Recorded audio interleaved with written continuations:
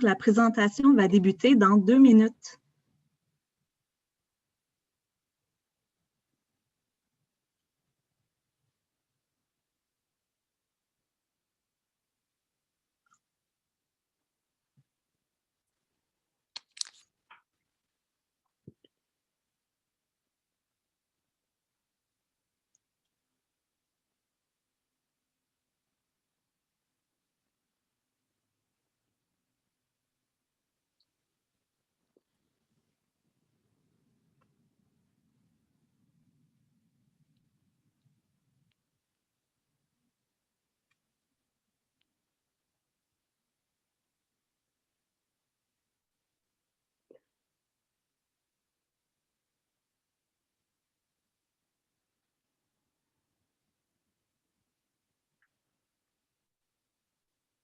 La présentation va débuter dans 1 minute.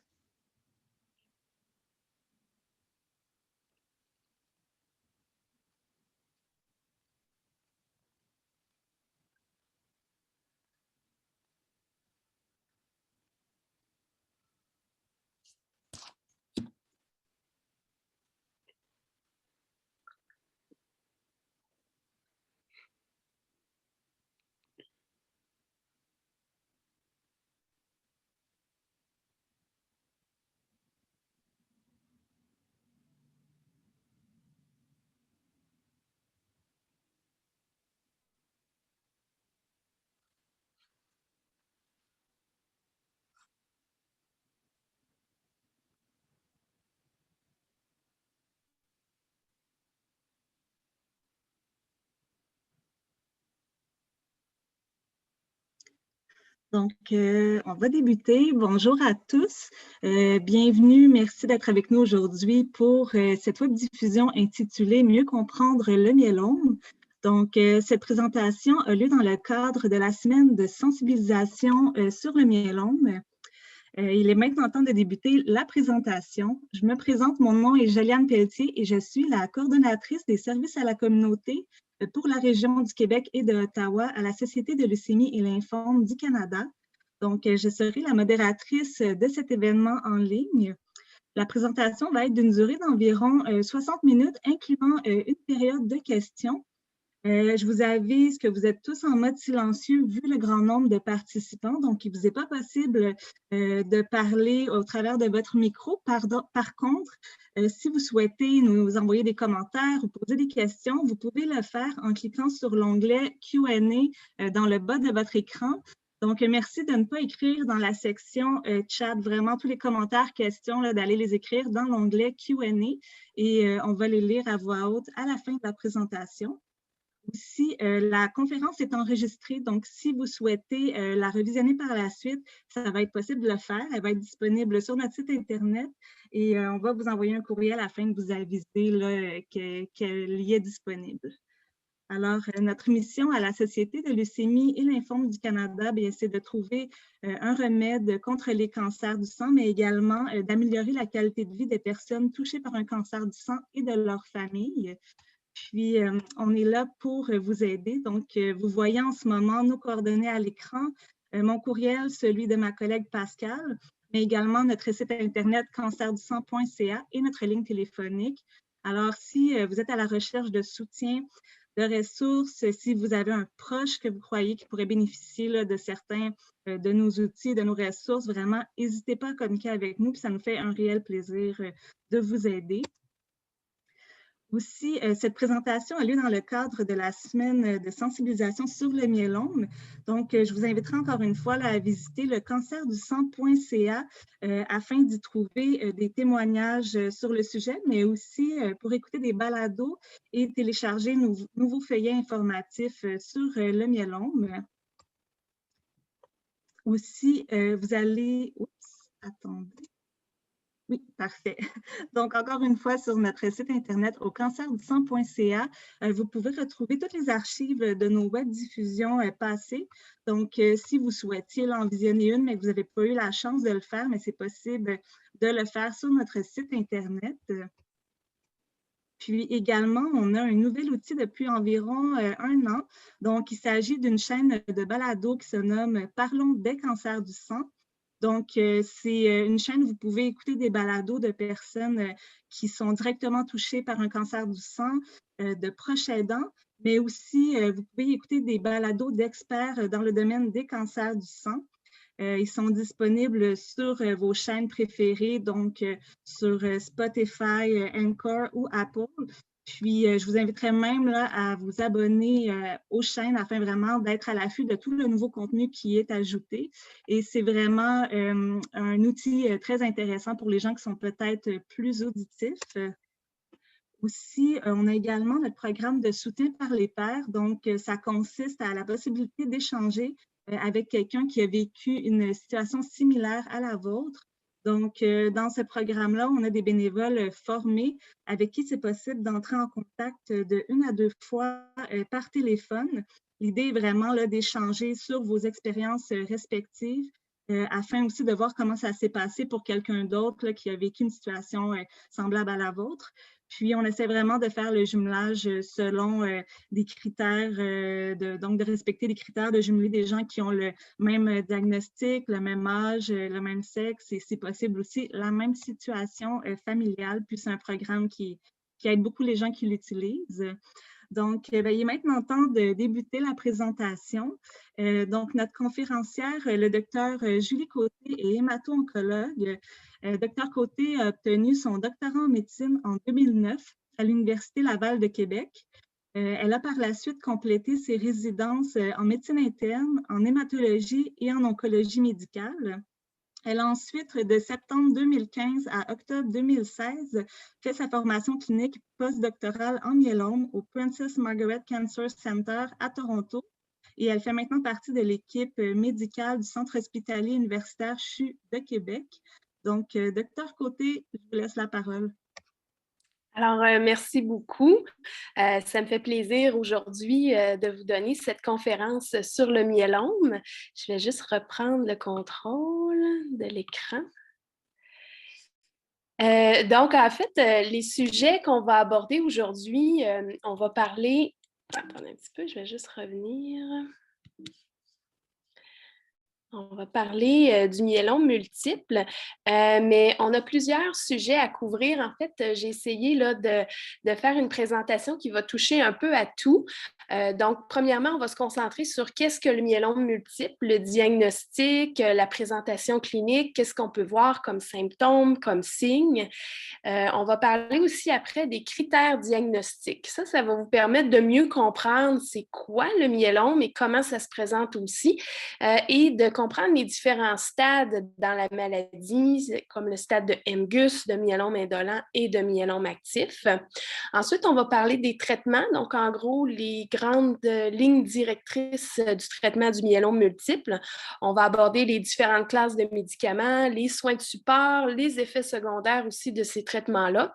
Et on va terminer un peu en glissant un mot sur les essais cliniques, puis quelques diapos là, sur les nouveaux concepts très intéressants qui s'en viennent en myélome.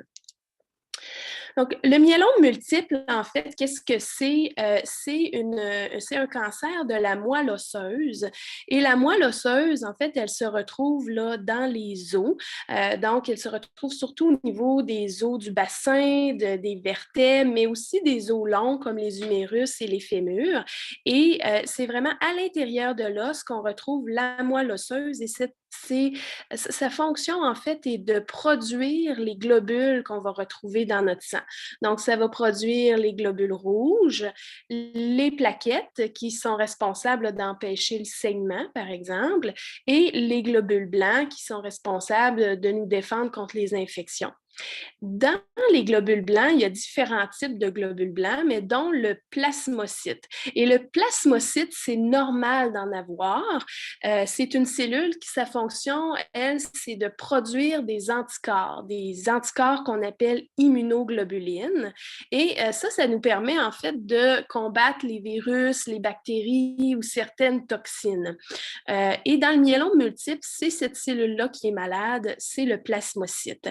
Mais normalement, ça a vraiment une fonction du système immunitaire de produire nos anticorps pour nous défendre contre les infections. Ce qui se passe entre la différence entre le normal et l'anormal, j'ai essayé ici de l'illustrer en fait Pour ce qui est du normal, vous avez des plasmocytes. Donc, c'est un peu à ça que ça ressemble, la cellule dans la moelle osseuse qui évolue vers le myélome multiple. Donc, le plasmocyte, ici, voyez-vous, vous en avez plein de différents et ils vont produire des anticorps ici différents, donc pour nous permettre de combattre différents virus, différentes bactéries. Et ça, c'est un processus normal. Quand ça devient anormal, c'est qu'il se produit une anomalie dans la cellule du plasmocyte et elle va se mettre à se reproduire et cette cellule-là, elle n'est pas bonne pour notre système immunitaire. Donc, elle n'est pas comme les autres que sa fonction va être vraiment de nous permettre d'avoir des anticorps pour combattre les infections. Elle va produire des anticorps, des immunoglobulines, mais toutes pareilles, si vous voulez.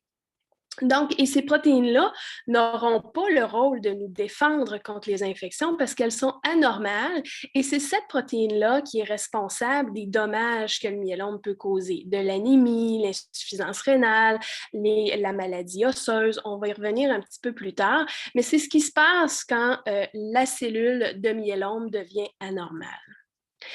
Donc, le myélome multiple, c'est une tumeur, c'est un cancer de la moelle osseuse et ça touche les plasmocytes, vraiment un sous-type de globule blanc qui produit normalement les anticorps, mais ici qui va produire la protéine du myélome qui cause les manifestations cliniques. Et ici, dans le fond, c'est quand votre médecin va faire une biopsie de la moelle osseuse, ben, c'est ce type de cellules-là qu'on va retrouver, c'est-à-dire des plasmocytes. Quand on regarde au microscope, c'est l'aspect que ça nous donne, une cellule très bleutée avec un noyau ici là, qui est mauve. Donc, c'est ça qu'on regarde et c'est cette cellule-là qui s'appelle le plasmocyte. Le myélome multiple, puis je vais revenir un petit peu, on va revenir plus tard sur la façon dont ça se présente et c'est quoi le dommage que cette protéine-là va produire. Mais d'abord, un peu de prévalence, parce qu'au global, le myélome multiple, c'est quand même un cancer de la moelle osseuse qui est rare. Ici, on a dans le fond le nombre de patients avec myélome au Canada. On parle d'à peu près 9000. Ça, c'est des statistiques des années 2020. Et si on regarde la prévalence au Québec, à peu près 1700 patients. Et l'incidence, c'est une autre façon de voir un petit peu les statistiques du myélome. C'est combien de nouveaux patients ont reçu un diagnostic de myélome dans l'année. Fait que voyez-vous, en 2020, c'est à peu près 2400 patients pour l'ensemble du Canada. Et si on se concentre au Québec, c'est à peu près 560 nouveaux diagnostics de myélome en 2020. Donc, quand même un cancer qui est rare.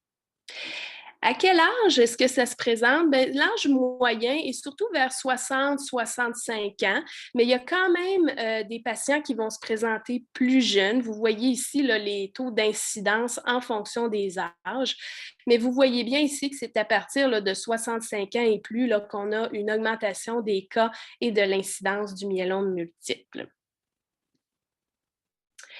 L'évolution du myélome multiple, en fait, il y a différents stades et ça, c'est très important de bien comprendre et c'est l'importance au moment du diagnostic parce que de découvrir une protéine dans le sang, oui, ça nous indique qu'il y a quelque chose d'anormal, mais après, il faut savoir à quel stade on est.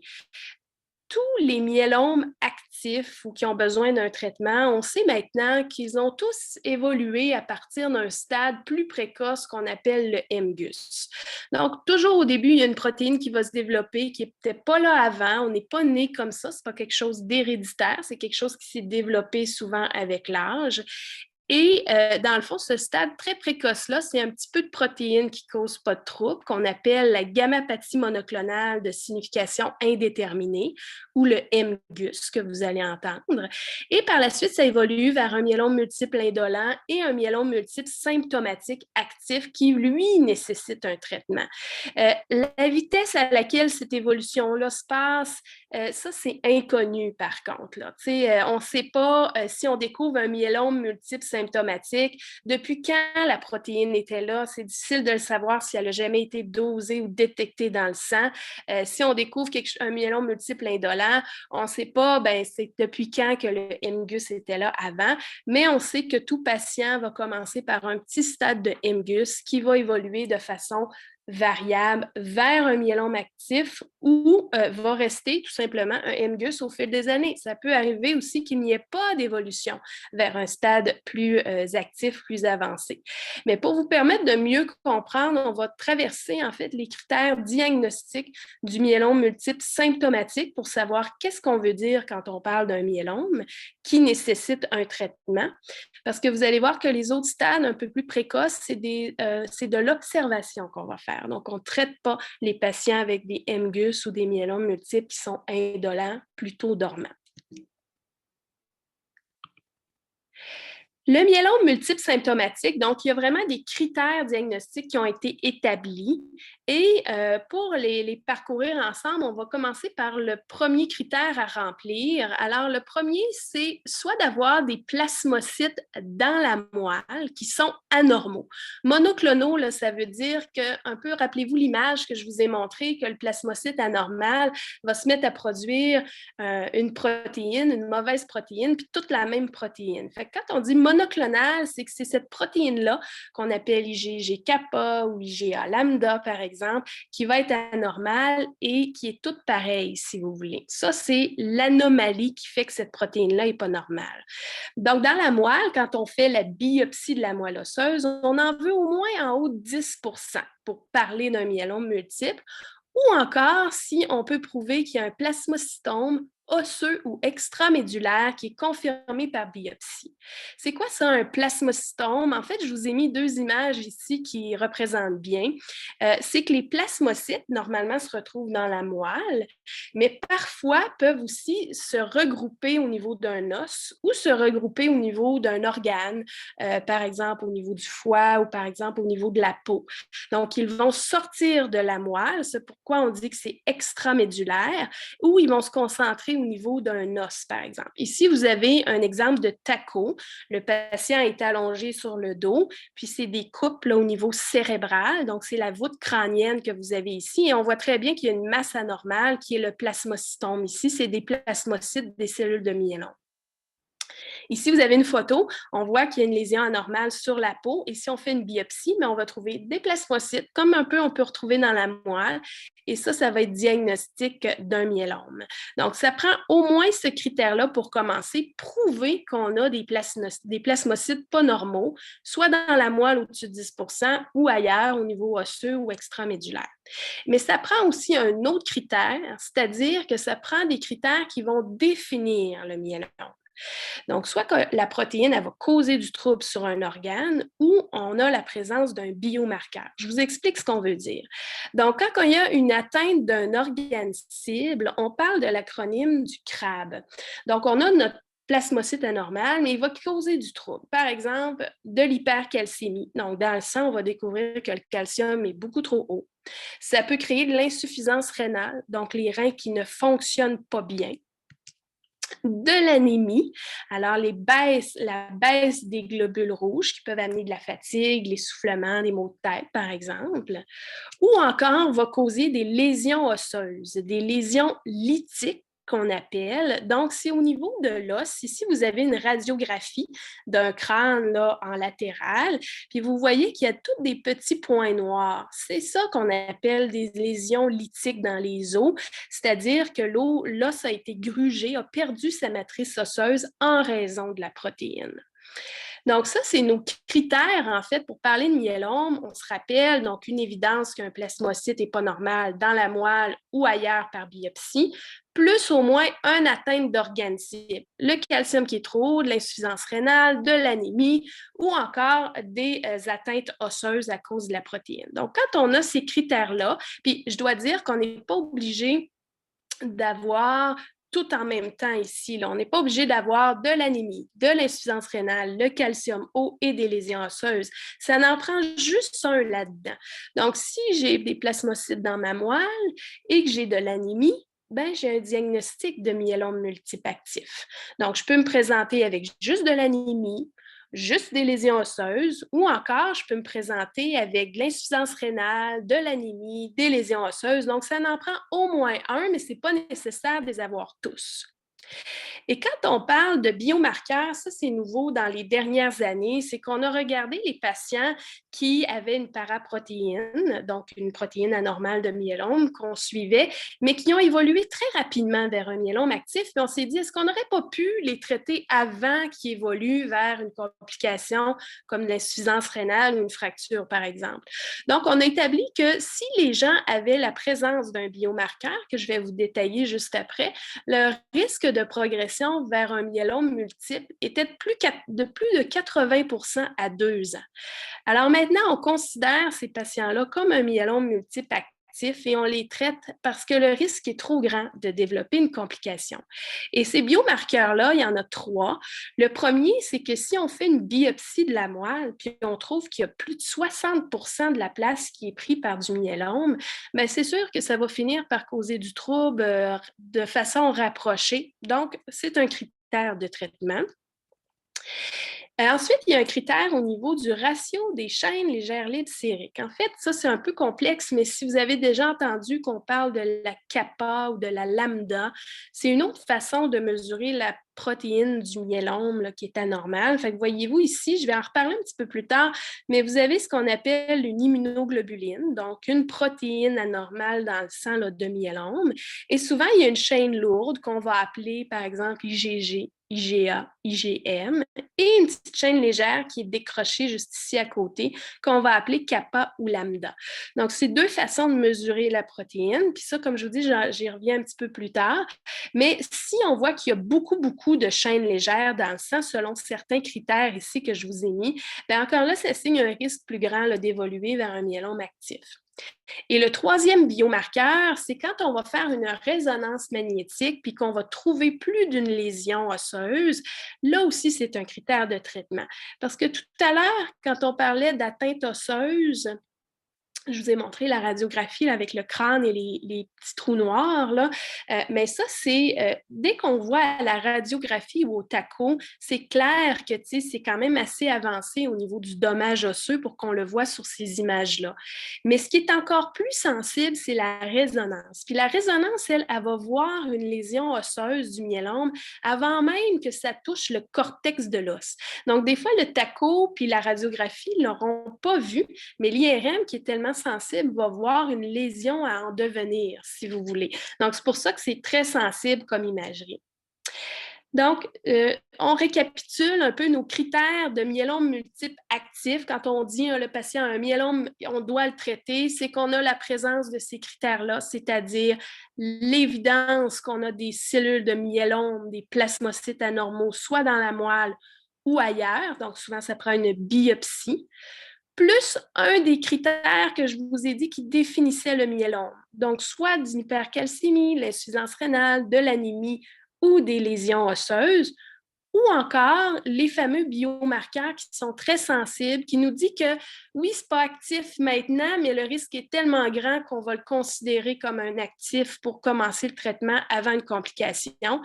C'est s'il y a beaucoup de plasmocytes dans la moelle osseuse, s'il y a des chaînes légères très élevées ou si encore la résonance magnétique va nous démontrer des lésions osseuses à en devenir, si vous voulez.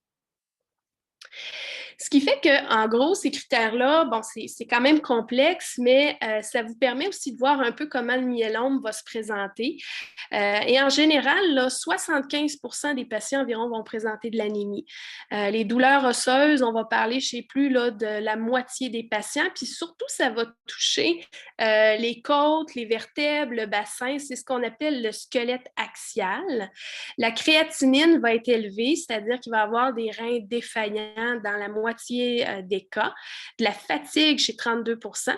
L'hypercalcémie, voyez-vous, de trouver le calcium plus élevé, là, c'est un petit peu moins fréquent, 28%. Puis il y en a certains aussi qui vont se présenter avec une perte de poids, environ 24% des patients. Ici, on a donc parlé du myélome actif qui va nécessiter un traitement. Puis là, je vais vous parler des autres entités. Le MGUS, c'est la gammapathie monoclonale de signification indéterminée. Je vous ai mis des valeurs ici, là, des chiffres, mais ce qui est important de comprendre, c'est que le MGUS, c'est quand il n'y a pas beaucoup de protéines. Fait que, dans la moelle, il va en avoir moins de 10 il n'y en aura pas beaucoup dans le sang qui va circuler, qu'on va être capable de mesurer. Puis, il n'y aura surtout pas de critères qui définissent le myélome. Tout ce qu'on vient de parler, là, il n'y aura pas d'anémie, les reins vont fonctionner normalement, les os vont être normaux, il n'y aura pas d'hypercalcémie, puis tous les autres critères ne seront pas remplis. Donc, c'est une petite protéine, mais elle ne cause pas de trouble encore. Puis, elle ne cause pas d'amyloïdose non plus. Ça, l'amyloïdose, c'est un autre sujet complètement. Ça pourrait faire l'objet d'une autre présentation. Mais en fait, c'est que la protéine qui va être sécrétée par le plasmocyte, par la cellule de myélome, va avoir une caractéristique différente dans l'amyloïdose. C'est qu'elle va, plutôt que causer les mêmes genres de manifestations que je viens de vous dire, comme des lésions osseuses, des fractures, des choses comme ça, l'amyloïdose, elle, va plutôt, la protéine, se déposer dans les organes. Donc, elle peut se déposer dans le cœur, dans les reins, le foie, et causer vraiment d'autres manifestations qui sont différentes du myélome multiple. Mais donc, c'est important, quand on a un MGUS, une petite protéine qui est de signification indéterminée, elle ne cause pas de trouble.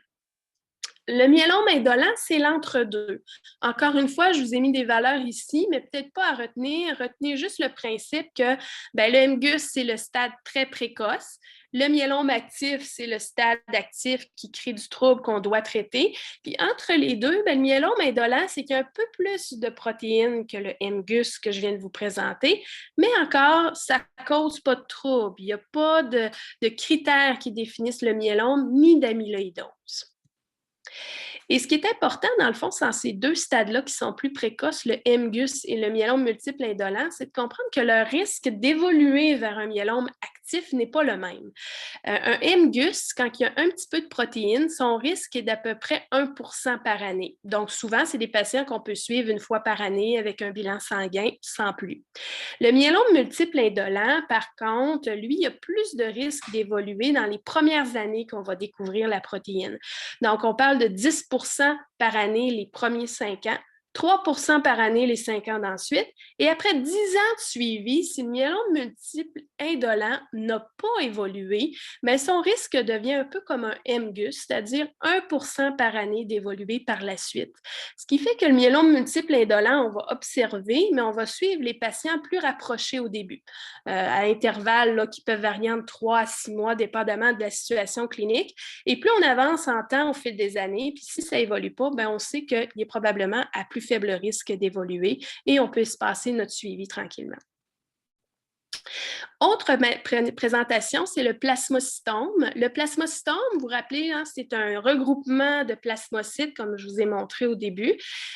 Puis, il peut se présenter, lui, de façon isolée, c'est-à-dire qu'on va faire des images partout au niveau des os, puis il n'y en aura pas ailleurs. Il va y avoir juste une masse osseuse anormale, juste un plasmocytome. On va faire une moelle, puis on n'aura pas de plasmocytes dans la moelle. La moelle va être négative, puis il n'y aura pas aucun critère qui définisse le myélome. Ça s'appelle un plasmocytome isolé et souvent, ça va être traité par radiothérapie pendant un 45 traitements, donc vraiment abordé par un traitement local. C'est un autre type de présentation du myélome multiple. Maintenant, pour diagnostiquer le myélome, vous avez vu, quand on parle d'une paraprotéine, donc d'une protéine anormale, là, il faut s'asseoir puis savoir, on parle-tu d'un MGUS, d'un myélome indolent ou d'un myélome actif? Et c'est là qu'on va faire nos examens. Donc, la biopsie de la moelle osseuse est très pertinente dans le myélome parce qu'il faut aller voir directement dans l'usine de fabrication des globules du sang, dans la moelle, pour voir on en a combien de pourcents de ces cellules anormales. Ensuite, on fait nos analyses dans le sang pour détecter la protéine, dans l'urine aussi, parce que la protéine peut être détectable dans l'urine aussi. Et on va faire des images pour bien voir les os, des radiographies, des tachos, des résonances et des TEP scans. C'est différentes imageries qu'on peut faire.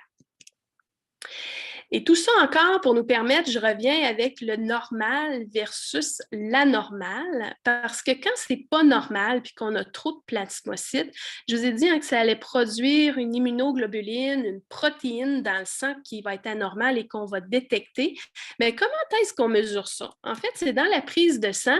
Ce qu'on va détecter, c'est la paraprotéine monoclonale. Donc, c'est cette fameuse protéine-là qui est toute pareille, là, qui est anormale, qui est produite par la cellule de myélome. Et elle va s'appeler IgG, IgA, c'est les plus fréquentes, et avec kappa ou lambda. Donc, on va dire un myélome IgG kappa ou IgA kappa, par exemple, et je reviens en fait avec l'illustration ici. C'est ça qu'on va aller mesurer dans le sang.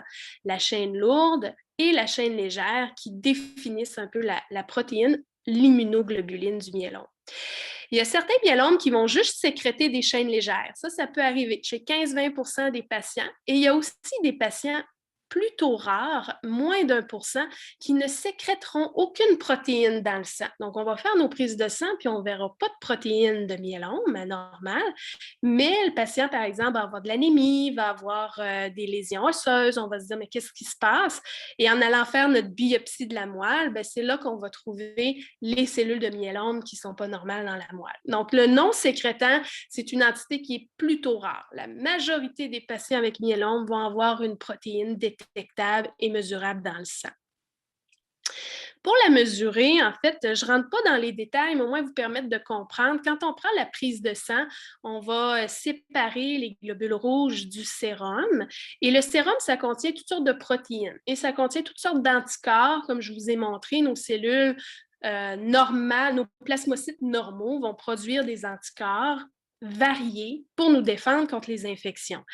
Alors, ces protéines-là vont être mises sur un gel, puis avec un courant électrique, elles vont s'étaler sur le gel selon leur grosseur, si vous voulez, toutes les protéines qu'on a là, dans notre sang. Et ici, c'est la normalité, comment ça va s'étaler, si vous voulez. Et la zone des anticorps est vraiment ici. Voyez-vous, c'est une belle courbe qui contient des anticorps variés. Mais quand on a une protéine anormale qui est surproduite, bien là, c'est là que ça va créer un pic. Donc, votre médecin va sûrement parler de pic de protéines. Votre pic est à combien de grammes par litre? Bien, c'est ça, en fait, qu'on mesure dans le sang. C'est cette protéine-là et c'est l'ampleur du pic qu'on mesure. Et comment on sait que c'est une protéine pas normale, puis comment elle s'appelle? Bien, c'est encore une fois, on va étendre le sérum sur un gel et on va voir ici, c'est encore l'étalement des protéines normales du sang, mais ici, il y a une bande qui est anormale, puis avec nos tests, on peut voir qu'elle s'appelle IgG kappa. Donc, c'est comme ça, c'est ce test-là qu'on va faire pour identifier la protéine. Et un test plus sensible encore, c'est le dosage des chaînes légères, kappa et lambda. Je ne rentre pas plus dans les détails, mais c'est au moins pour vous illustrer que cette mesure-là est importante aussi là, pour bien comprendre la mesure de la paraprotéine.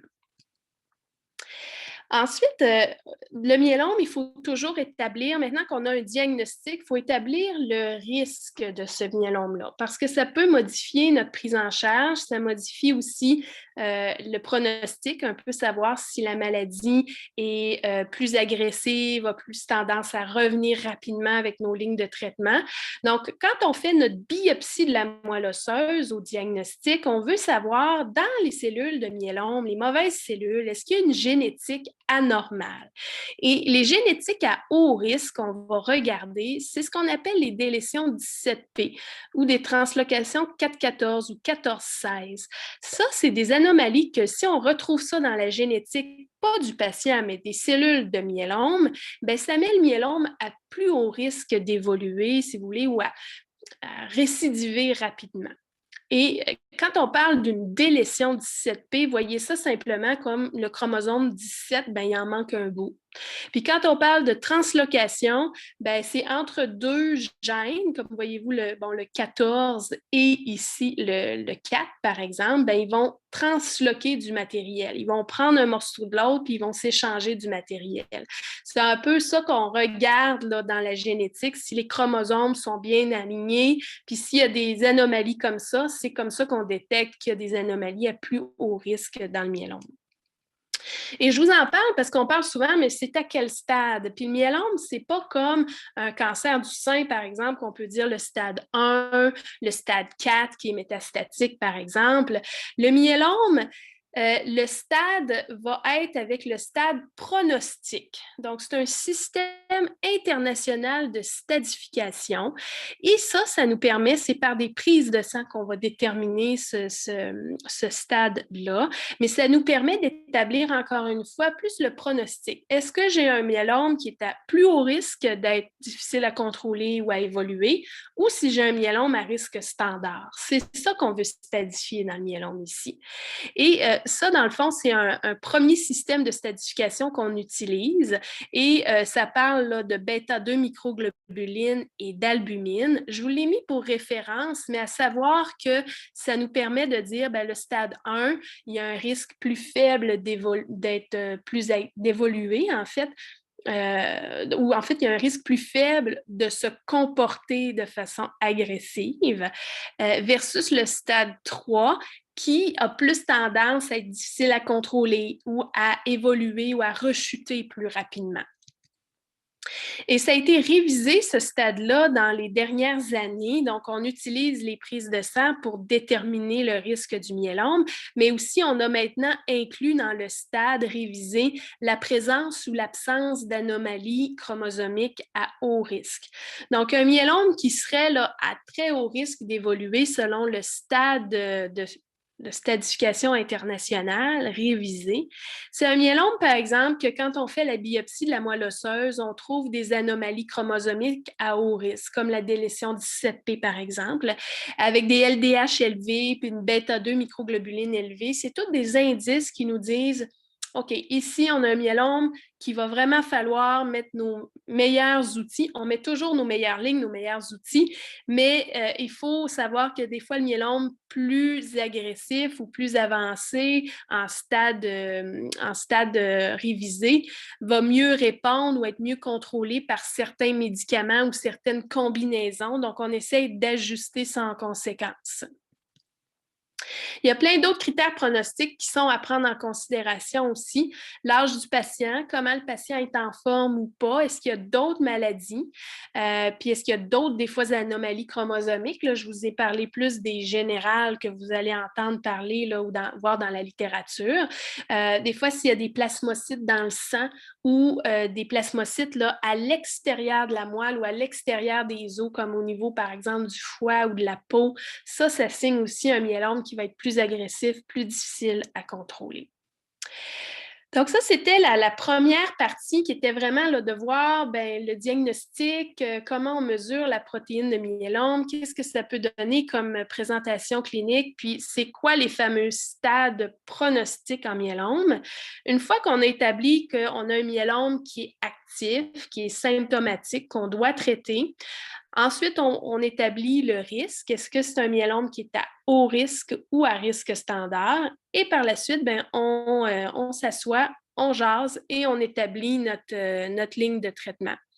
Le myélome, on ne peut pas le guérir. C'est une maladie qui est encore incurable, mais elle est traitable. On a plusieurs lignes de traitement. On va les traverser au fur et à mesure là, des prochaines diapos. Et il faut s'asseoir pour jaser parce qu'il faut adapter notre traitement à l'âge du patient. Un patient de 45 ans versus un patient de 85 ans, ce n'est pas la même intensité de traitement qu'on peut proposer. Le statut de performance aussi, est-ce que le patient est très en forme ou plutôt alité, très malade? Est-ce qu'il y a d'autres maladies comme du diabète, des maladies inflammatoires, des arthrites, des choses comme ça? L'insuffisance rénale aussi, la neuropathie, ça, c'est des choses qui sont importantes pour nous à considérer dans le traitement. Parce que quand les reins ne fonctionnent pas bien, il faut ajuster notre traitement en conséquence. Si le patient a, par exemple, un diabète avec une atteinte neurologique, des engourdissements dans les mains, dans les pieds, bien, ça aussi, on a des médicaments qui peuvent empirer les neuropathies. Donc, on doit ajuster notre traitement aux patients qu'on a devant nous. Et aussi, ça dépend toujours de la tolérance du patient et de sa réponse au traitement. Est-ce que le traitement fonctionne? Est-ce que le traitement est toléré? Et il faut aussi, je termine en disant qu'il faut établir ensemble le but du traitement parce qu'il faut savoir, comme je vous disais, est-ce que le but est de vraiment y aller très agressivement, tout contrôler, ou si c'est un but plutôt de soulager les douleurs, soulager l'anémie. Donc, il faut essayer d'adapter notre approche. Parce que les objectifs du traitement, c'est bien sûr d'aider les patients à se sentir mieux en atténuant les symptômes. Quand on va traiter le myélome, ben, l'anémie va se corriger. Donc, les patients vont être plus en forme, vont avoir moins de symptômes de ça. Quand les reins ne fonctionnent plus, le but, c'est de redonner une fonction rénale aux patients pour éviter la dialyse, par exemple. Ralentir le myélome, on ne peut pas le guérir, mais on peut atteindre des périodes de rémission à différents niveaux. Des fois, la protéine ne devient plus mesurable, même des fois plus détectable. Donc ça permet aux patients d'avoir des périodes où la maladie n'est pas active, avec ou sans traitement, là, dépendamment des situations cliniques particulières. Et c'est ces périodes-là où le patient peut avoir une belle qualité de vie, mais on vise aussi d'avoir des belles qualités de vie avec les traitements, dans le sens que c'est un traitement qui est tolérable et qui aide à la qualité de vie plutôt que de nuire à la qualité de vie. Quand on parle du traitement du myélome, la première chose à déterminer, c'est est-ce que le patient est éligible ou non éligible à l'autogreffe de la moelle osseuse. Les patients qui vont être éligibles à l'autogreffe de la moelle osseuse sont âgés de moins de 70 ans. Et ils vont avoir un bon statut de performance. C'est-à-dire que c'est quand même une procédure qui est importante avec une chimiothérapie à haute dose. Donc, il faut être en forme pour tolérer cette hospitalisation-là avec les effets de la chimiothérapie à haute dose. Ça prend un cœur, des poumons, des reins qui fonctionnent bien. Donc, si le patient est éligible, on va donner une chimiothérapie d'induction qu'on appelle. Souvent, c'est le Cybordi pour 4 à 6 cycles. Ça, c'est de la cortisone avec du Velcade et de la cyclophosphamide. On va contrôler le myélome et après, on va mobiliser le patient et collecter ses propres cellules souches hématopoïétiques. Donc, c'est ces cellules souches-là qui vont reconstruire la moelle osseuse après la chimiothérapie haute dose. Et une fois qu'on a notre greffon, ben après, on va faire l'autogreffe avec la chimiothérapie, le melphalan à haute dose. Et 3 à 6 mois suite à la greffe, on va débuter un entretien qui est maintenant une nouveauté. Ben, en fait, ça fait déjà plusieurs années là, qu'on fait l'entretien, au moins là, 4 à 5 ans qu'on fait des entretiens après l'autogreffe de la moelle osseuse. Le but étant de prolonger la rémission le plus longtemps possible après l'autogreffe. Si le patient n'est pas éligible à l'autogreffe pour plus de 70 ans ou autre problème de santé qui le rendent non éligible, ben, on va donner de la chimiothérapie. Actuellement, c'est le lénalidomide dexaméthasone. Lénalidomide, c'est le Revlimid, ou le Cybordi qu'on peut utiliser. C'est pas mal nos deux lignes, mais comme je vous dis, les lignes de traitement en myélome multiple changent beaucoup, dépendamment de ce qu'on a accessible, ce qui est à l'étude. Est-ce qu'il y a un protocole, un essai clinique? Est-ce qu'il y a une nouvelle ligne qui a été acceptée par l'INES ou le gouvernement? Donc, tout ça va faire en sorte que les algorithmes changent beaucoup. Et on doit aussi, comme je vous l'ai mentionné, adapter notre ligne de traitement au patient qui est devant nous. Si le patient est très malade, bon, il faut y aller pour quelque chose qu'il va être capable de tolérer. S'il y a une insuffisance rénale importante, ben, on veut prendre le contrôle rapidement pour sauver les reins. Alors là, on va adapter le traitement selon la présentation aussi. Et donc, c'est deux lignées au diagnostic au niveau du traitement, donc soit qu'on est éligible ou non à l'autogreffe. Et au moment de la rechute par la suite, ben là, il faut voir, il y a différentes options.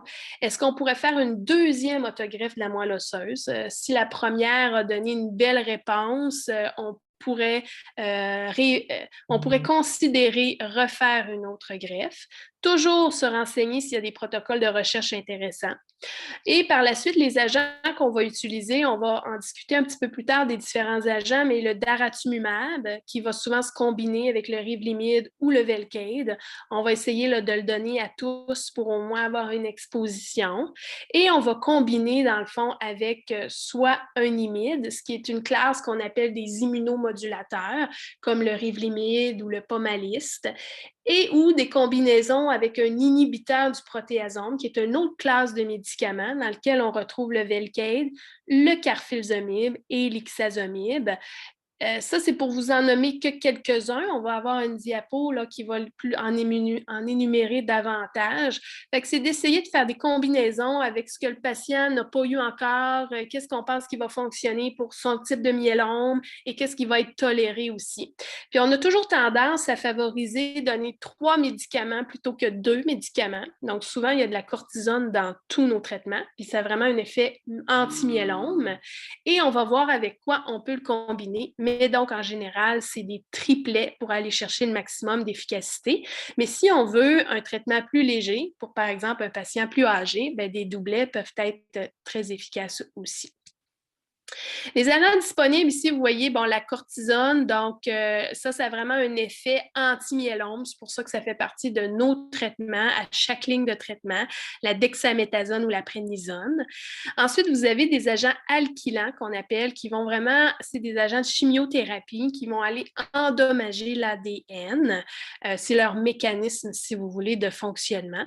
La cyclophosphamide, le Procitox qu'on va retrouver dans le Cybordi ou dans d'autres protocoles, le fameux melphalan qui va être donné à haute dose avant l'autogreffe. Et ensuite, on a les médicaments immunomodulateurs, donc de la famille du Revlimid, du Pomalyst, qui vont jouer vraiment sur différentes cibles, le système immunitaire, sur le céréblon notamment, et ça va avoir vraiment un effet anti-myélome. Les inhibiteurs du protéasome, c'est une autre façon d'attaquer la cellule de myélome multiple. Donc, on a le Velcade, le carfilzomib et l'ixazomib dans cette famille-là. Dans les dernières années, les fameux anticorps monoclonaux, dont le daratumumab, qui va cibler le CD38, qui est en fait un récepteur à la surface de la cellule de myélome. La cellule de myélome, le fameux plasmocyte, voyez ça comme si elle avait plusieurs antennes, et une de ces antennes-là s'appelle CD38, puis le daratumumab, c'est une thérapie ciblée qui va aller cibler les cellules qui ont du CD38 dessus pour les détruire. Donc, c'est ça, un anticorps monoclonal. Il y a l'istatuximab aussi qui fonctionne différemment, mais sur le même principe qui est actuellement à l'étude, mais disponible actuellement là, en compassion. Deux autres catégories, le sélénexor, c'est un inhibiteur sélectif de l'exportation nucléaire. En fait, c'est une autre façon au niveau là, des mécanismes de la cellule d'empêcher des cellules, d'empêcher certains facteurs de sortir au niveau du noyau. Là. C'est très, très poussé. Je n'entre pas dans les détails de fonctionnement là, des médicaments, mais le sélénexor est aussi une autre option qui a été développée et étudiée beaucoup là, par l'équipe canadienne. Donc, c'est disponible par compassion actuellement, souvent dans des lignes un peu plus avancées de traitement. Et même chose pour l'anti-BCMA, le Belamaf, qu'on va l'appeler, qui est un anticorps et microtubule dirigé par conjugué inhibiteur du BCMA. Alors ça, c'est un peu le même principe, c'est-à-dire qu'au lieu d'avoir l'antenne CD38 comme le daratumumab, bien, ça va être l'antenne BCMA qui va être ciblée par le Belamaf pour aller attaquer les cellules de myélome. Actuellement, donc souvent, dans ce qu'on va voir dans les traitements de myélome multiple, c'est toutes ces catégories ici, là, le corticostéroïde, le melphalan, les immunomodulateurs, inhibiteurs du protéasome et anticorps monoclonaux. On va essayer de tout combiner ça et d'exposer le patient à tous ces agents-là. Et par la suite, il y a les agents un petit peu plus là, en ligne avancée de traitement, comme le sélénexor et le Belamaf.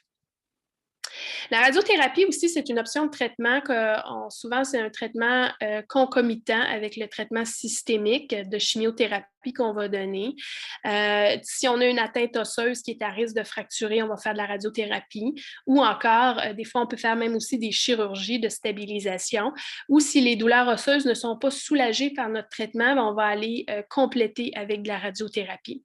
Le plasmocytome, ben, comme je vous ai présenté au début, celui qui va se présenter avec juste une masse osseuse, rien dans la moelle, souvent, ça va être 45 traitements de radiothérapie qu'on va donner à plus haute dose pour vraiment cibler cette atteinte-là isolée.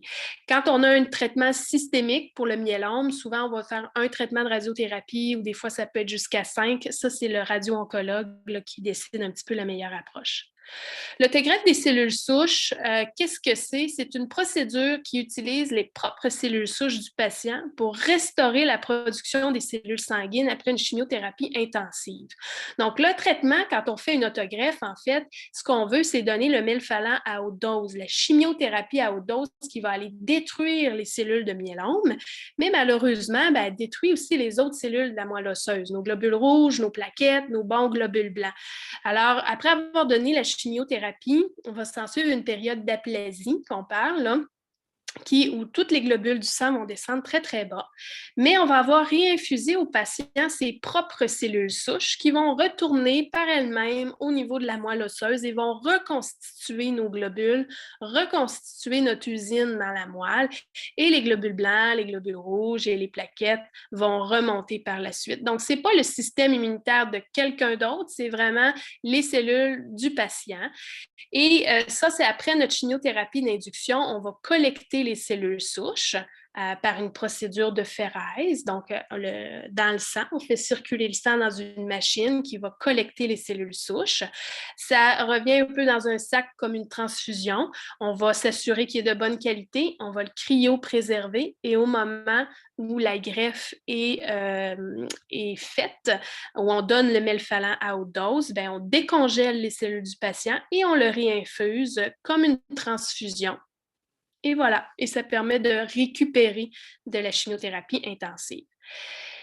Les entretiens après la greffe, comme je vous ai mentionné, en fait, on le fait maintenant. Il y a différents agents. Il y a le lénalidomide ou le Revlimid qui peut être donné. La majorité des patients, c'est ce qu'on va proposer. Le bortezomib ou le Velcade pour 2 ans, c'est surtout chez les patients qui vont avoir un myélome à haut risque avec une délétion 17P. De là, l'importance que je vous disais au début de bien faire notre diagnostic dans le fond, puis de bien étayer le stade pronostic du patient avec la cytogénétique au départ, parce que ça a un impact, voyez-vous, des fois pour les myélomes à haut risque, on va faire 2 autogreffes une après l'autre, on va donner un entretien qui est plus de Velcade, les risques standards, une autogreffe est bien suffisante avec du Revlimid en entretien, donc ça nous permet d'adapter notre thérapie. En rechute, le traitement à ce moment-là, souvent, c'est un traitement qu'on va commencer puis qu'on va continuer tant et aussi longtemps que ça va fonctionner, que ça va contrôler le myélome multiple. On sait que si on traite juste sur une courte période puis qu'on arrête après le traitement, le myélome a tendance à revenir plus rapidement que si on poursuit ce traitement-là jusqu'à ce que le myélome revienne. Par contre, c'est sûr que ça, c'est des grands principes, mais comme je vous dis un peu, il faut adapter à notre patient. Donc, si à un moment donné, le patient a plus de difficultés à le tolérer, ça peut faire du bien de prendre une pause. Il faut établir un petit peu la réponse au traitement, la tolérance, mais en général, à la rechute, on va favoriser des traitements en continu et le régime va être adapté selon chaque patient. On va proposer de la cortisone, mais maintenant, qu'est-ce qu'on combine avec ça? Ça peut être le daratumumab avec le Revlimid. Si le patient a déjà eu du Revlimid puis ça ne fonctionne plus, on va y aller avec du daratumumab et du Velcade, par exemple. Donc, après ça, on peut y aller avec du carfilzomib, après avec du pomalidomide. Donc, on adapte vraiment selon ce que le patient a déjà eu. Puis surtout, il faut toujours se poser la question, est-ce qu'il y a un essai clinique de disponible? Avec le traitement aussi, il y a tous les soins de soutien qui sont importants. Traiter l'anémie, donc le traitement souvent va aider l'anémie, mais si jamais on peut avoir à donner des transfusions ou des injections pour booster les globules rouges. Il y a des injections aussi qui peuvent booster les globules blancs. La neutropénie qu'on appelle, c'est des globules blancs qui vont être trop bas. Pour des plaquettes trop basses, la thrombopénie, on va donner des transfusions. Pour maintenir des reins qui fonctionnent bien, ben, c'est un bon niveau d'hydratation. Si les os sont endommagés avec les petits trous, là, les lésions de myélome dans les os, on peut adapter selon l'état. Donc, des fois, il y a des chirurgies de stabilisation qui sont nécessaires ou au niveau des vertèbres, des fois, on peut faire des techniques chirurgicales qui vont viser à regonfler, si vous voulez, la vertèbre qui a été écrasée pour soulager les douleurs en général qu'on va faire cette technique-là. Les biphosphonates, donc les gens qui ont des atteintes osseuses, d'hypercalcémie, tout ça, vont avoir dans leur traitement du Zometa ou de l'Aredia, qui a vraiment pour but de renforcer les os qui ont été atteints par le myélome. Et toute la prévention des infections. Des fois, les gens qui vont s'infecter beaucoup de façon sévère, on peut donner des immunoglobulines intraveineuses. Les immunoglobulines, rappelez-vous, ce sont les bons anticorps produits par nos bons plasmocytes, nos bons globules blancs. Avec le myélome, on a moins de bons plasmocytes, alors souvent on manque de bons anticorps. Alors, chez certains patients, ça peut être indiqué d'en donner. Les vaccins doivent être très importants contre le pneumocoque, la grippe, la COVID, certains antibiotiques lorsque c'est nécessaire et tout ce qui est prévention comme le Zona, notamment le Velcade, par exemple, peut donner du Zona. Donc, c'est pour ça qu'on donne un médicament, le Valtrex, pour le prévenir. Il y a tout aussi le soulagement des douleurs, l'analgésie qui doit être ajustée, les neuropathies aussi, donc les picotements là, des nerfs à cause de nos traitements. On a des choses qu'on peut donner pour améliorer ça. La fatigue, les troubles de sommeil avec la cortisone. Et les trois derniers effets un peu avec les soins de soutien, c'est plus avec les médicaments comme le Revlimid ou le pomalidomide, par exemple, qui peuvent donner des caillots, des phlébites ou des embolies pulmonaires. Donc, c'est les patients qui sont sous ce type de traitement-là vont avoir une aspirine à prendre tous les jours en prévention. La diarrhée aussi peut se produire avec le Revlimid, le Pomalyst. On a une petite poudre qu'on peut donner qui, en général, fonctionne très bien pour contrôler ça. Et des raches, des rougeurs sur la peau aussi, ça peut arriver avec ce type de médicaments-là. Des fois, on peut mettre des crèmes ou tout ça. Donc, c'est vraiment un traitement pour lequel il faut s'ajuster pour conserver une belle qualité de vie. Je termine avec un peu les essais cliniques. Les essais cliniques, il faut toujours se poser la question parce qu'en fait, ça peut être très intéressant. C'est des nouveaux traitements qui, on pense, vont être meilleurs que le traitement standard actuel. Donc, on veut prolonger la survie davantage, améliorer la qualité de vie, améliorer les options de traitement et il faut voir ce qui est disponible. Parce que les essais cliniques, ça varie beaucoup. Donc, c'est un protocole qui ouvre et ça ne veut pas dire que c'est ouvert partout au Québec. Ça peut être ouvert juste à un hôpital ou à plusieurs hôpitaux. Donc, il faut se renseigner sur ce qui est actif dans l'hôpital où on est traité. Aussi, des fois, on peut vérifier à Montréal ou des choses comme ça, dépendamment. Et une étude peut être ouverte, mais il y a des critères à respecter. C'est-à-dire qu'une étude peut être faite pour en première ligne de traitement ou en troisième rechute. Ça, c'est vraiment établi sur la base du projet, de l'équipe qui a mis en place le projet, qui a dit, nous, on veut étudier cette combinaison de médicaments-là, mais pour ce type de patient-là avec le myélome. Donc, si c'est en rechute ou en première ligne, c'est là que ça peut varier. Donc, quand on veut regarder, est-ce que je peux être éligible à un projet de recherche, il faut se renseigner, est-ce que de un, je suis à la bonne ligne de traitement? Et ensuite, de voir, des fois, il y a des critères sur les reins. Les reins doivent fonctionner à un certain niveau. Les globules dans le sang doivent être à un certain niveau. Donc, il y a différents tests comme ça, des fois, qui s'ajoutent et on peut être éligible à un projet. C'est toujours à discuter avec votre médecin qui, avec vous, peut vérifier ce qui est disponible puis auquel vous seriez éligible. Dans le myélome, les essais cliniques, actuellement, là, les nouveautés, si vous voulez, qui s'en viennent ou qu'on voit, je vous en parle de 3 concepts. Qui s'ajoutent aux médicaments que je vous ai présentés. Les CELMoDs, vous allez peut-être voir ça là, dans la littérature, c'est un genre d'inhibiteur, c'est un genre d'immunomodulateur comme un peu le Revlimid, le pomalidomide, mais c'est différent. Ce sont vraiment des cellules qui sont actives encore plus que le Revlimid et le Pomalyst.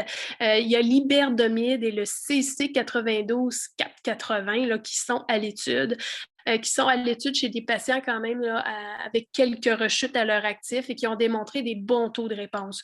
Donc, on essaye vraiment de maximiser davantage là, ces lignes de traitement. Vous avez bien sûr entendu probablement parler des CAR T-cells. Les CAR T-cells, il y en a un, l'IDCEL, là, pour son petit nom, parce que, voyez-vous, c'est le nom, en fait, c'est celui-là, mais on l'appelle IDCEL, qui est plus facile à dire. Et c'est une étude, en fait, c'est des études qui ont été faites chez les patients en 3e ou 4e ligne. Donc, ce n'est pas en première ligne de traitement. Et qu'est-ce qu'on fait, en fait, c'est qu'on va prendre les cellules T du patient, donc qui sont des cellules de notre système immunitaire, les lymphocytes T, qui nous permettent de combattre les infections. On va donc les prélever chez le patient. On va les envoyer en laboratoire et on va modifier ces lymphocytes T-là pour qu'ils aient un récepteur, le CAR récepteur qu'on appelle, qui lui va être fait en laboratoire pour lui dire, ben ce récepteur-là, là, je veux qu'il reconnaisse la cellule de myélome une fois qu'il va retourner dans le patient pour la détruire. Et là, en laboratoire, on fait croître ces cellules-là et par la suite, on donne une chimiothérapie au patient et on réinfuse les lymphocytes T au patient. Et dans le fond, ces CAR T-cells-là qui ont été modifiés en laboratoire ont été faits pour aller cibler les cancers de cellules, les cellules de cancer et les détruire. Donc, c'est ça le principe des CAR T-cells. L'autre principe aussi, c'est les BiTEs qu'on appelle. Ça marche différemment. C'est qu'on veut aussi, encore une fois, que le lymphocyte T combattre le myélome, mais ça ne se fera pas de la même façon. Le CAR T-cells, il va être modifié génétiquement, le lymphocyte T, mais dans les BiTEs, qui sont une autre technologie, c'est en fait un genre de récepteur qui va dire au lymphocyte T, bien, viens être ici la cellule de myélome. Donc, ça va permettre d'engager notre lymphocyte T avec la cellule de myélome. Ça va l'aider à la retrouver, à l'identifier et à la détruire. Donc, c'est des mécanismes qui sont différents. Voyez-vous, là, ce n'est pas le lymphocyte T qui est modifié génétiquement, c'est un BiTE qu'on va donner qui va aider à cibler les cellules de myélome. Alors, voilà, donc c'était un grand tour. J'espère que ça a répondu à vos questions et vos attentes et je suis prête à répondre aux questions qu'il y aura. Merci beaucoup, Dr. Côté, pour la présentation. On a déjà quelques questions, donc on va tenter de répondre là, au plus grand nombre possible. Si on n'arrive pas à répondre à votre question, vu le grand nombre qu'on a reçu, on va communiquer avec vous par courriel par la suite. Je vais tenter aussi de poser des questions qui n'ont pas déjà été répondues durant la présentation. Donc, une personne demandait comment atténuer les dommages secondaires de la neuropathie. La neuropathie, en fait, il y a différentes choses qu'on peut faire. La première chose, c'est de la détecter en cours de traitement. Donc, par exemple, le Velcade, si tout à coup, on a des petits picotements qui deviennent plus constants, qui progressent, c'est sûr que la première chose à faire, c'est d'adapter le traitement, donc diminuer la dose ou cesser le médicament qui cause là, la neuropathie. Parce que oui, la neuropathie, si elle est légère, c'est pas si pire, mais si elle est très intense puis qu'elle nous cause là, des problèmes au quotidien, des douleurs aussi, ben là, ça, c'est moins, c'est une séquelle qui est plus significative là, suite au traitement. Donc, on adapte le traitement ou on cesse le traitement. Et par la suite, ce qui a été prouvé, en fait, des fois, on peut donner des médicaments qui vont jouer sur l'analgésie, sur soulager les douleurs ou soulager les picotements des nerfs, du type Lyrica, par exemple. Donc, c'est un soulagement qu'on peut offrir par des médicaments. Il n'y a pas vraiment de vitamines ou d'autres choses là, qui ont été prouvées comme étant très efficaces pour les neuropathies. Et en général, ça va s'atténuer avec le temps, mais des fois, ça peut laisser des séquelles aussi qui vont être permanentes. Alors, le premier, c'est vraiment d'adapter le traitement dès qu'il y a des signes et ensuite, c'est de soulager là, le temps qu'il y ait une récupération qui s'installe. Parfait, merci. Avant de poser l'autre question, je tiens à lire un commentaire qui vous a été envoyé. Donc, bravo, excellente présentation, très bien vulgarisée. Puis pour une autre question, je sais que vous avez parlé un peu là, de la COVID. Quelqu'un se demandait, en fond, s'il y avait un choix de vaccin en particulier pour la COVID pour les personnes atteintes de myélome. Oui, alors pour la COVID, c'est sûr qu'on recommande à tous les patients d'être vaccinés. En groupe québécois, on établit qu'il n'y avait pas vraiment, c'est peu importe le moment dans le cycle du traitement, peu importe quand vous avez votre rendez-vous, ben, on y va se faire vacciner. Puis, en général, dans l'inscription, vous devez répondre s'il y a une immunosuppression ou non. Alors, vous répondez oui parce qu'avec le myélome et les traitements.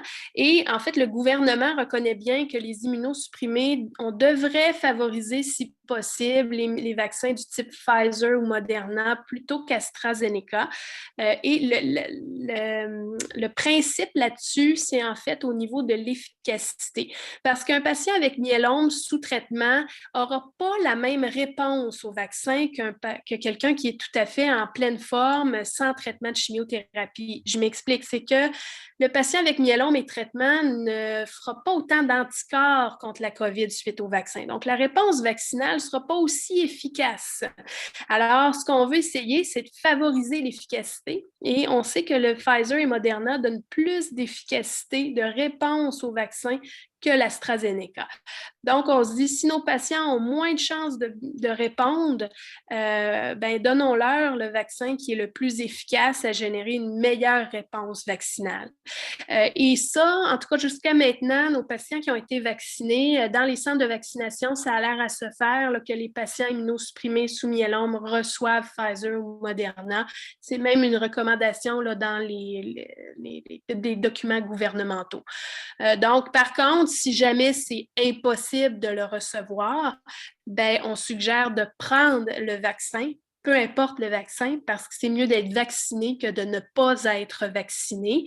Mais en général, ils vont favoriser Pfizer ou Moderna. Parfait, merci. Avant de poser l'autre question, une personne demandait si on allait avoir accès là, à la documentation de la présentation. Donc, en fait, la présentation va être accessible dans son entièreté sur notre site Internet. Donc, vous allez vraiment là, voir toute la présentation ainsi que la période de questions dans la web diffusion qui va être dans notre section des archives sur notre site Internet. Puis, pour une prochaine question, après une rémission, que dois-je surveiller pour rester plus longtemps en santé? Donc, en fait, ça, c'est quand on atteint un état de rémission, je vous dirais que le myélome est contrôlé. Alors, le patient, c'est le moment d'avoir des bonnes habitudes de vie. C'est toujours le moment d'avoir les bonnes habitudes, mais c'est le moment de rester actif, de bien s'alimenter, puis de suivre, dans le fond, les suivis médicaux recommandés. Parce que le myélome, ben, à un moment donné, c'est lui, malheureusement, qui décide que, hop, il revient, puis il ne répond plus au traitement qu'on donne. Donc, c'est rien que le patient puisse faire ou modifier pour essayer de contrôler ce myélome-là. C'est plutôt nous avec les traitements, puis le suivi aussi qu'on fait. Parce que même si on a atteint une rémission, il y a toujours un suivi de prise de sang qui est fait pour s'assurer que quand la protéine commence à revenir, ben, qu'on soit au courant puis qu'on ajuste notre thérapie selon. Mais en tant que tel, au quotidien, le patient, c'est de conserver des bonnes habitudes de vie, et d'aller à ses suivis médicaux là, pour détecter s'il y a rechute du myélome. Parfait, merci. Il y a une autre personne qui voulait savoir si le myélome est héréditaire.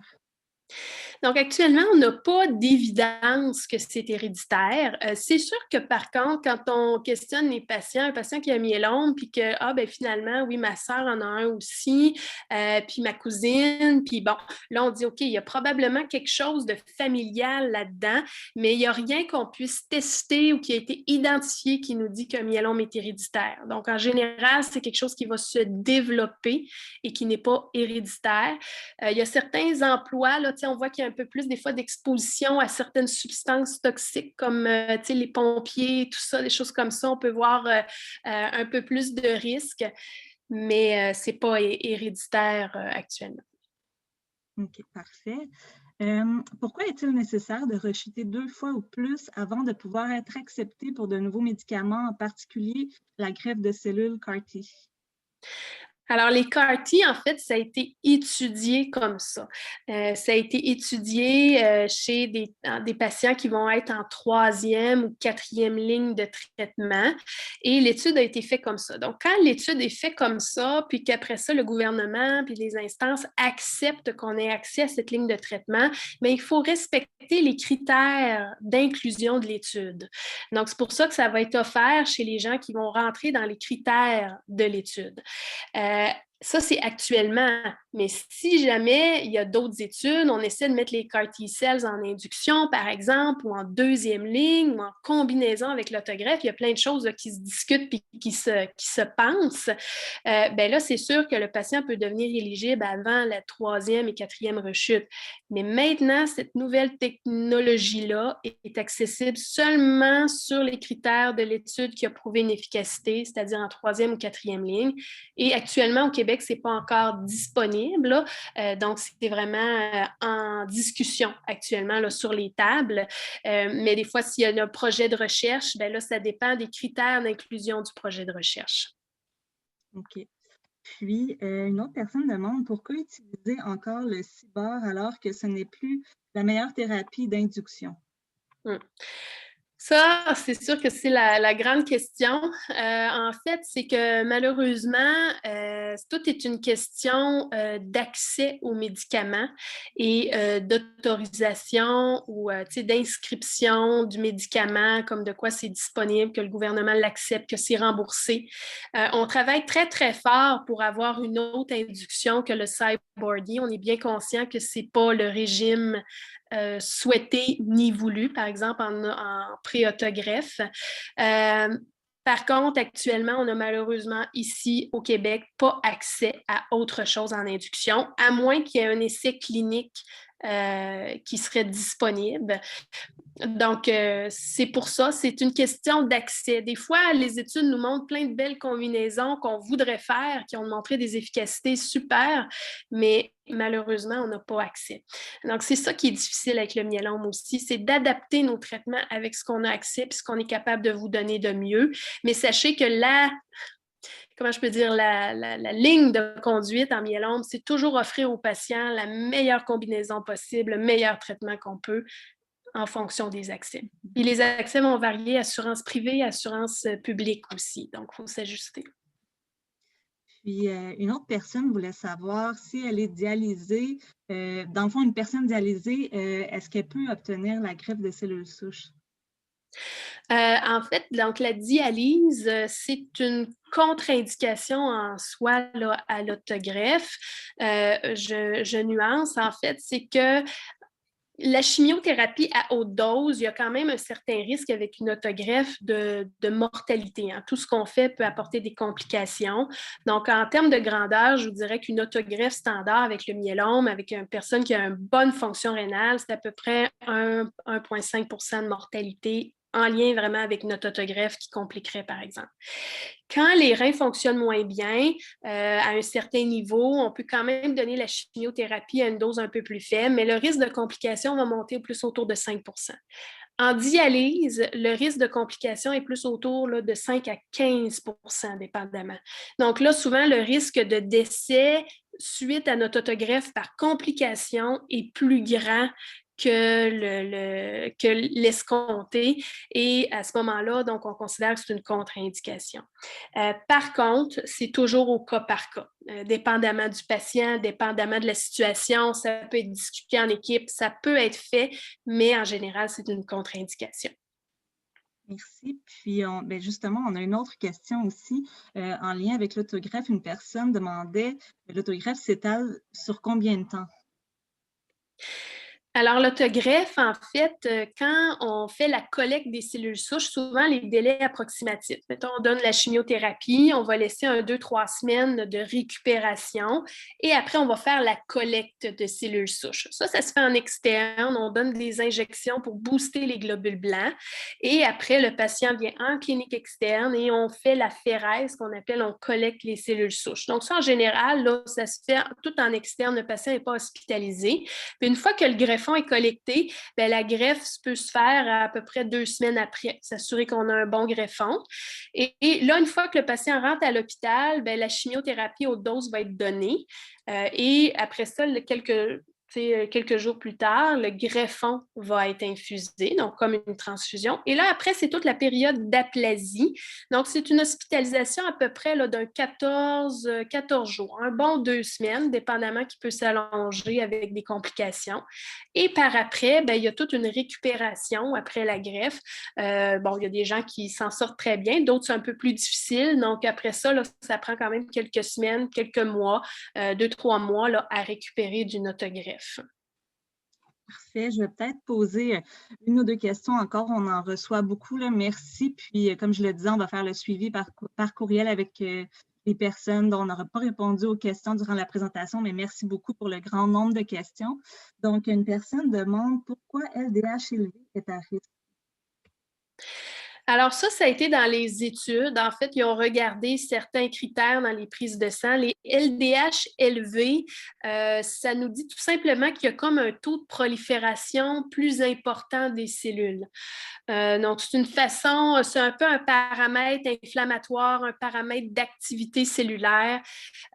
Donc, c'est sûr faut prendre ça avec un grain de sel. Tu sais, si on a une génétique qui est normale, qui n'a pas d'anomalie à haut risque, que les autres valeurs, l'albumine, la bêta-2 glycoprotéines la bêta-2 microglobuline sont normaux, puis qu'on a juste des LDH un petit peu élevés, est-ce que vraiment ça a un impact pronostique? C'est plus difficile à déterminer. Mais souvent, les LDH, quand ils vont être élevés passablement, là, avec une génétique de 17P, par exemple, et puis une albumine qui va être basse, une bêta-2 microglobuline qui va être haute. Tout ça signe une prolifération des cellules de myélome qui est plus importante et donc un plus haut risque. Et le LDH, ça a été établi avec des études comme ils ont mis plusieurs marqueurs sanguins, puis ça a ressorti comme un marqueur significatif qu'on inclut maintenant. Merci. Puis, une dernière question. Une personne demande pourquoi les traitements arrêtent-ils de fonctionner? Est-ce à cause de l'évolution du cancer en réaction au traitement ou de l'impact de traitements subséquents?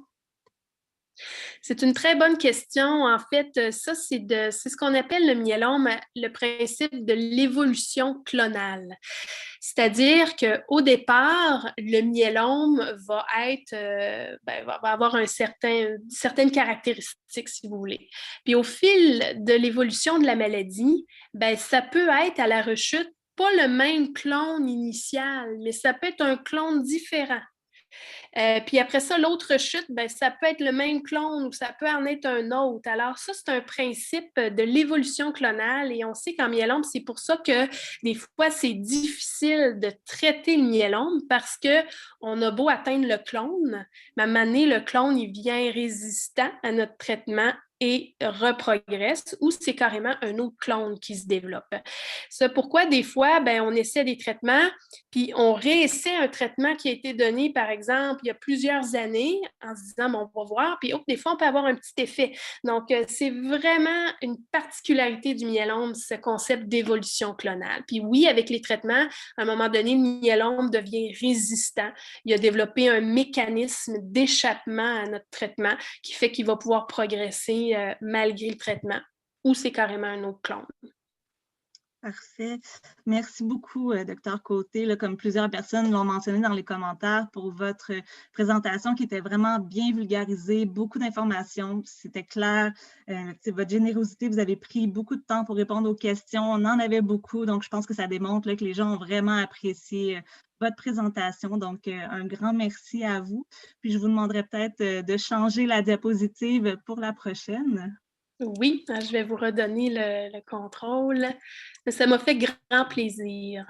Ah, merci. Voilà. Donc, merci infiniment, comme je le disais, à Dr. Côté, mais également merci à Amgen, sans qui la webdiffusion n'aurait pas été rendue possible. Aussi, avant de vous quitter, j'aimerais vous rappeler que nous sommes là pour vous aider. Donc, si vous êtes à la recherche de ressources ou de soutien, n'hésitez surtout pas à communiquer avec nous en composant le 1833 222 4884, poste 1014. par courriel au québecinfo@lls.org.